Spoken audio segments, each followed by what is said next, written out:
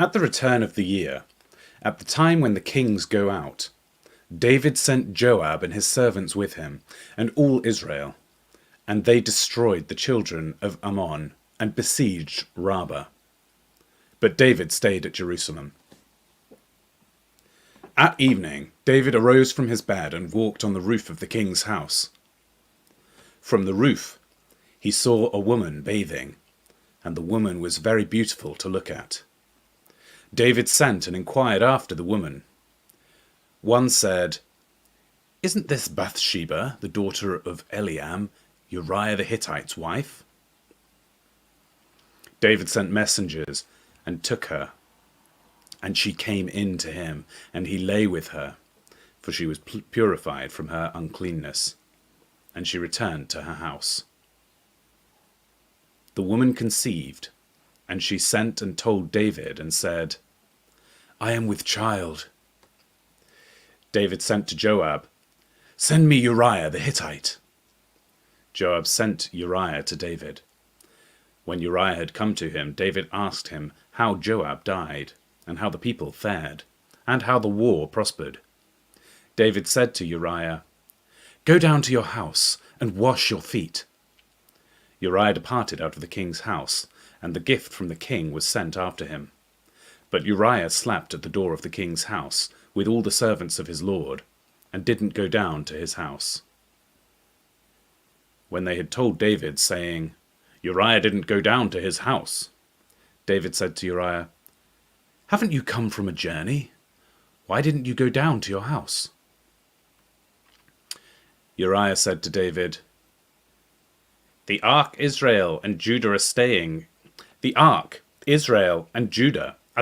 in tents, and my lord Joab and the servants of my lord are encamped in the open field. Shall I then go to my house to eat and drink and to lie with my wife? As you live, and as your soul lives, I will not do this thing." David said to Uriah, "Stay here today also, and tomorrow I will let you depart." So Uriah stayed in Jerusalem that day and the next day. When David had called him, he ate and drank before him, and he made him drunk. At evening he went out to lie on his bed with the servants of his lord, but didn't go down to his house. In the morning David wrote a letter to Joab, and sent it by the hand of Uriah. He wrote in the letter, saying, "Send Uriah to the forefront of the hottest battle, and retreat from him, that he may be struck and die." When Joab kept watch in the city, he assigned Uriah to the place where he knew that valiant men were. The men of the city went out and fought with Joab. Some of the people fell, even of David's servants, and Uriah the Hittite died also. Then Joab sent and told David all the things concerning the war, and he commanded the messenger, saying, "When you have finished telling all the things concerning the war to the king, it shall be that if the king's wrath arises and he asks you, 'Why did you go so near to the city to fight? Didn't you know that they would shoot from the wall? Who struck Abimelech the son of Jerubbesheth? Didn't a woman cast an upper millstone on him from the wall so that he died in Thebes? Why did you go so near the wall?' Then you shall say, 'Your servant Uriah the Hittite is also dead.'" So the messenger went and came and showed David all that Joab had sent him for. The messenger said to David, "The men prevailed against us and came to us into the field, and we were on them even to the entrance of the gate. The shooters shot at your servant from off the wall, and some of your king's servants are dead, and your servant Uriah the Hittite is also dead." Then David said to the messenger, "Tell Joab, don't let this thing displease you, for the sword devours one as well as the other. Make your battles stronger against the city, and overthrow it. Encourage him." When Uriah's wife heard that Uriah her husband was dead, she mourned for her husband. When the mourning was past, David sent and took her home to his house, and she became his wife, and bore him a son. But the thing that David had done displeased Yahweh. Yahweh sent Nathan to David. He came to him and said, There were two men in one city, the one rich and the other poor. The rich man had very many flocks and herds, but the poor man had nothing except one little ewe lamb, which he had bought and raised. It grew up together with him and with his children. It ate of his own food, drank of his own cup, and lay in his bosom, and was like a daughter to him. A traveller came to the rich man, and he didn't want to take of his own flock and of his own herd to prepare for the wayfaring men who had come to him, but took the poor man's lamb and prepared it for the man who had come to him. David's anger burned hot against the man, and he said to Nathan, As Yahweh lives, the man who has done this deserves to die. He must return the lamb fourfold because he did this thing, and because he had no pity. Nathan said to David, You are the man. This is what Yahweh, the God of Israel, says. I anointed you king over Israel, and I delivered you out of the hand of Saul. I gave you your master's house and your master's wives into your bosom, and gave you the house of Israel and Judah. And if that would have been too little, I added to you many more such things. Why have you despised Yahweh's word, to do that which is evil in his sight? You have struck Uriah the Hittite with the sword, have taken his wife to be your wife, and have slain him with the sword of the children of Ammon. Now, therefore, the sword will never depart from your house, because you have despised me, and have taken Uriah the Hittite's wife to be your wife. This is what Yahweh says, Behold, I will raise up evil against you out of your own house, and I will take your wives before your eyes, and give them to your neighbor, and he will lie with your wives in the sight of this sun. For you did this secretly, but I will do this thing before all Israel and before the sun. David said to Nathan, I have sinned against Yahweh. Nathan said to David, Yahweh also has put away your sin. You will not die. However, because by this deed you have given great occasion to Yahweh's enemies to blaspheme, the child also who is born to you will surely die. Then Nathan departed to his house. Yahweh struck the child that Uriah's wife bore to David, and he was very sick. David therefore begged God for the child, and David fasted and went in and lay all night on the ground. The elders of his house arose beside him to raise him up from the earth, but he would not, and he didn't eat bread with them. On the 7th day the child died. David's servants were afraid to tell him that the child was dead, for they said, Behold, while the child was yet alive, we spoke to him, and he didn't listen to our voice. How will he then harm himself if we tell him that the child is dead? But when David saw that his servants were whispering together, David perceived that the child was dead. And David said to his servants, Is the child dead? They said, He is dead. Then David arose from the earth and washed and anointed himself and changed his clothing. And he came into Yahweh's house and worshipped. Then he came to his own house, and when he requested, they set bread before him, and he ate. Then his servants said to him, What is it that you have done? You fasted and wept for the child while he was alive, but when the child was dead, you rose up and ate bread? He said, While the child was yet alive, I fasted and wept, for I said, Who knows whether Yahweh will not be gracious to me, and that the child may live? But now he is dead, why should I fast? Can I bring him back again? I will go to him, but he will not return to me. David comforted Bathsheba his wife, and went in to her and lay with her. She bore a son, and he called his name Solomon.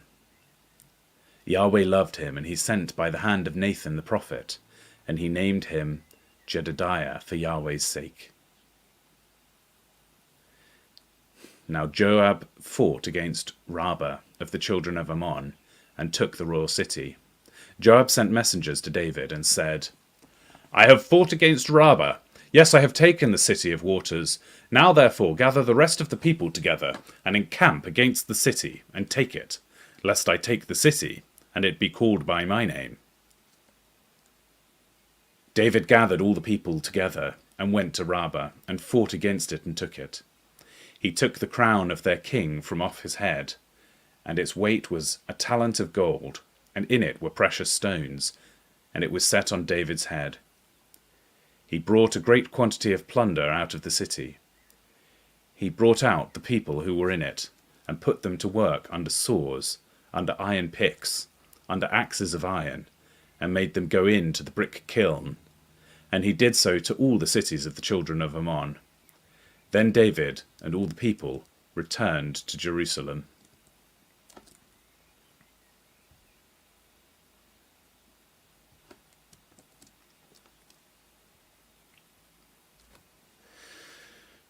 At the time of the return of the year, at the time when kings go out, Joab led out the army, and wasted the country of the children of Ammon, and came and besieged Rabbah. But David stayed at Jerusalem.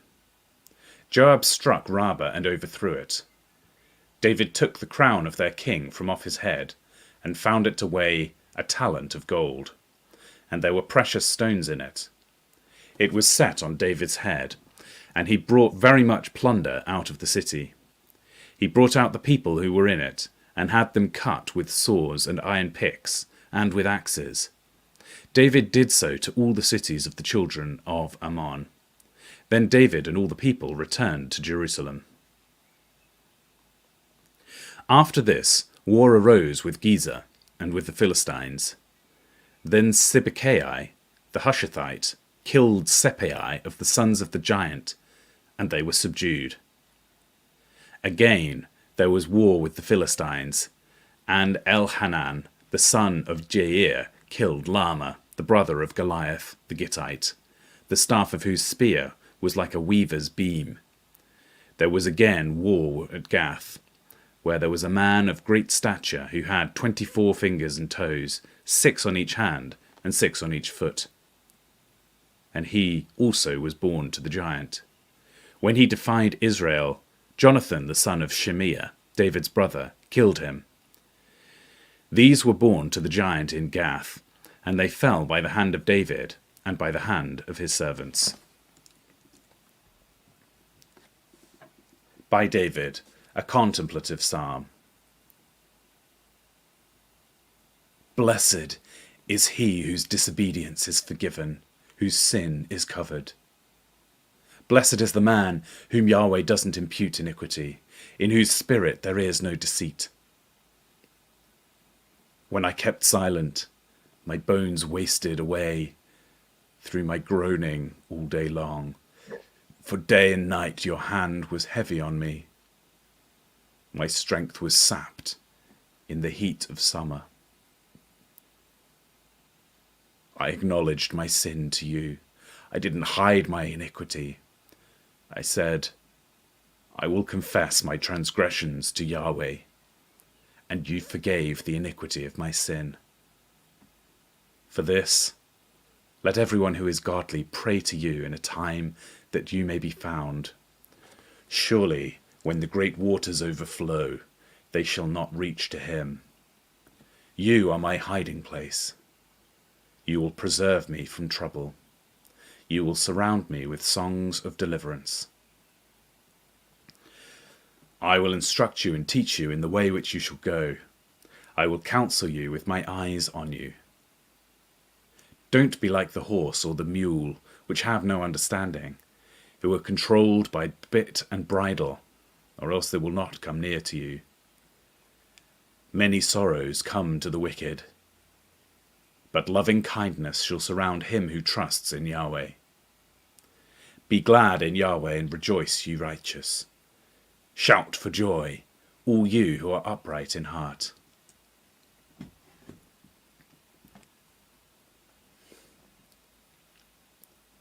For the chief musician, a psalm by David, when Nathan the prophet came to him after he had gone into Bathsheba. Have mercy on me, God, according to your loving kindness. According to the multitude of your tender mercies, blot out my transgression. Wash me thoroughly from my iniquity.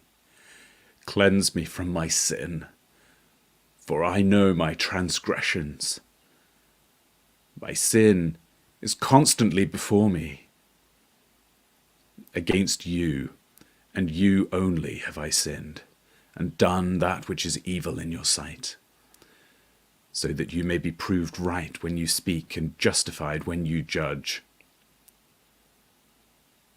Behold, I was born in iniquity.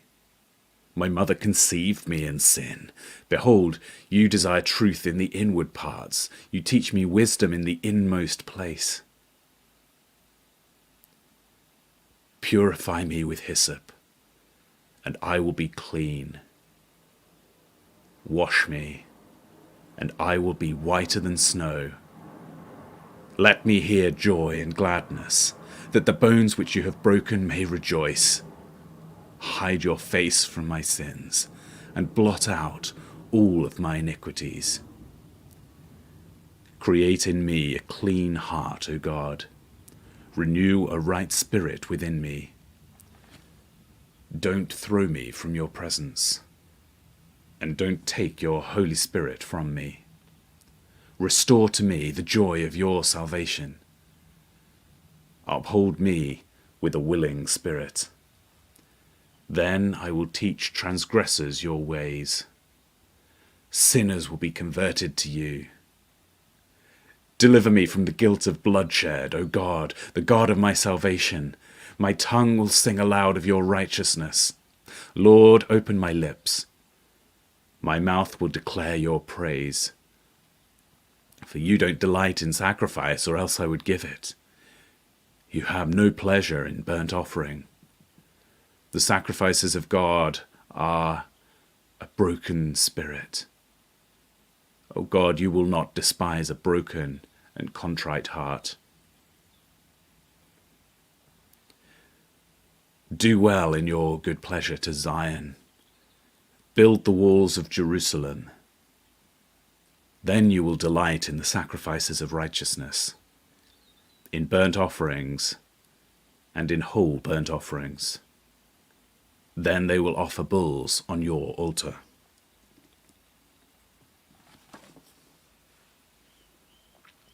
A prayer by David. Hear, Yahweh, and answer me, for I am poor and needy. Preserve my soul, for I am godly. You, my God, save your servant who trusts in you. Be merciful to me, Lord, for I call to you all day long. Bring joy to the soul of your servant. For to you, Lord, do I lift up my soul. For you, Lord, are good and ready to forgive, abundant in loving kindness to all those who call on you. Hear, Yahweh, my prayer. Listen to the voice of my petition. In the day of my trouble, I will call on you, for you will answer me. There is no one like you among the gods, Lord, nor any deed like your deeds. All nations you have made will come and worship before you, Lord. They shall glorify your name, for you are great and do wondrous things. You are God alone. Teach me your way, Yahweh. I will walk in your truth. Make my heart undivided to fear for your name. I will praise you, Lord my God, with my whole heart. I will glorify your name forevermore, for your loving kindness is great towards me. You have delivered my soul from the lowest Sheol. God, the proud have risen up against me. A company of violent men have sought after my soul, and they don't hold regard for you before them. But you, Lord, are a merciful and gracious God, slow to anger, and abundant in loving kindness and truth. Turn to me and have mercy on me. Give your strength to your servant. Save the son of your servant. Show me a sign of your goodness, that those who hate me may see it and be shamed. because you, Yahweh, have helped me and comforted me.